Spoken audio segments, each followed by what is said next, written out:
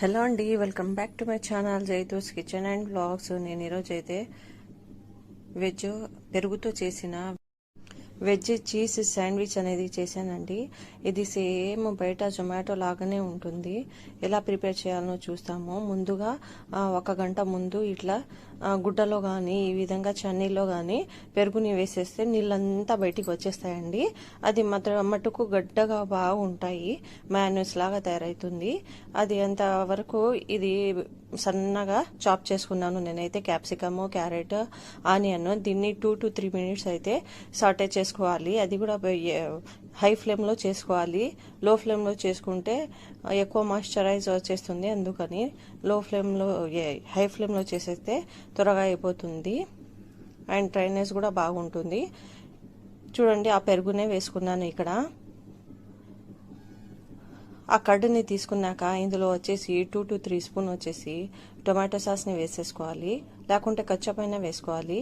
ఇప్పుడు ఇది మయోనీస్ అనేది వేసాను, 1.5 టీ స్పూన్ వచ్చేసి. దీన్ని బాగా మిక్స్ చేసుకోవాలి, ఎందుకంటే లమ్స్ ఉంటాయి కదా, పెరుగు గడ్డగడ్డగా ఉంటుంది కదా, నైస్ చేసుకోవాలండి. ఇప్పుడు ఇవి చల్లబడిపోయిన వెజిటేబుల్స్ని ఇందులో కలుపుకొని పెట్టుకోవాలండి.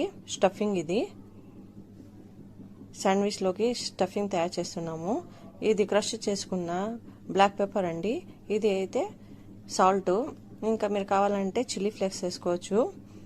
ఇంకా ఎక్కువ ఏమైనా స్పైసీగా తింటారంటే ఇది గ్రీన్ చిల్లీస్ అయినా వేసుకోవచ్చు.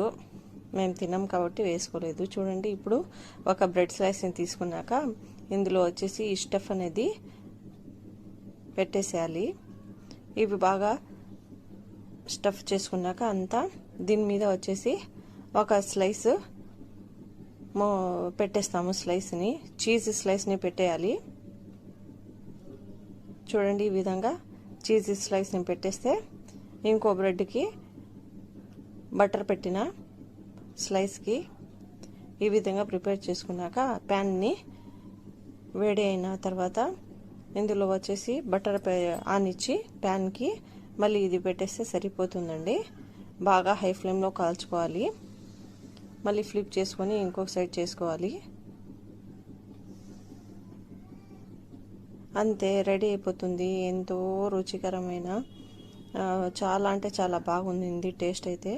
నా ఛానల్ని కొత్తగా చూసే వాళ్ళైతే లైక్ చేయండి, షేర్ చేయండి, కామెంట్ చేయండి అండ్ సబ్స్క్రైబ్ చేయడం అసలే మర్చిపోకండి. ఇదైతే పెరుగు ఫ్లేవర్ అనేది కొద్దిగా కూడా రాలేదు. టేస్ట్ అయితే భలే ఉన్నిందండి. కెచప్ పెట్టుకొని తింటే భలే అదిరిపోయిందండి. అట్లనే మీరు కూడా ఒకసారి ట్రై చేయొచ్చు. అంతవరకు సెలవు. Thank you.